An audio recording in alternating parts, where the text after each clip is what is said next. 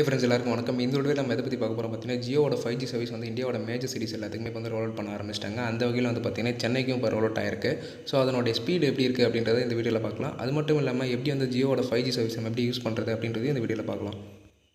First வந்து பார்த்தீங்கன்னா, நீங்கள் இருக்கக்கூடிய லொக்கேஷனில் வந்து ஜியோட 5G சர்வீஸ் எனேபிள் ஆகிடுச்சு அப்படின்ற பட்சத்தில் நீங்கள் வந்து செலக்டட் யூஸராக இருந்தீங்க அப்படின்னா, ஜியோ தரப்புலேருந்து இந்த மாதிரி உங்களுக்கு மெசேஜ் அனுப்புவாங்க. இன்வைட் மெசேஜ் 5G வந்து நீங்கள் யூஸ் பண்ணுறதுக்கான ஒரு இன்வைட் மெசேஜ் அனுப்புவாங்க.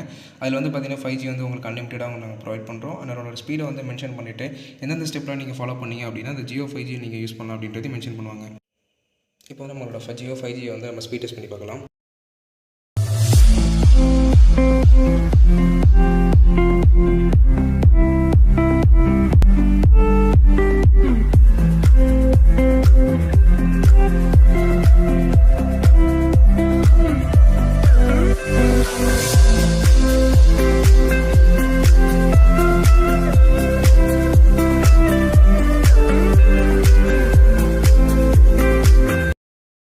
பார்த்தீங்கன்னா நான் இருக்கிற லொக்கேஷனில் வந்து பார்த்தீங்கன்னா 500+ டவுன்லோட் ஸ்பீட் கிடைக்குது அண்ட் 54.4 Mbps வந்து அப்லோட் ஸ்பீட்.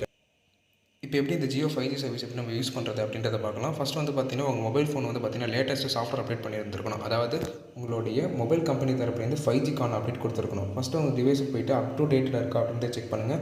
அது இப்போ அப் டு டேட்டில் இருந்துச்சு அப்படின்னா அபவுட் த வெர்ஷன்லேயே வந்து மென்ஷன் பண்ணியிருப்பாங்க. இந்த மாதிரி Jio 5G and Airtel 5G வந்து உங்கள் டிவைஸில் எனேபிள் பண்ணிட்டோம் அப்படின்னு சொல்லி இருக்கா அப்படின்றத செக் பண்ணிக்கோங்க.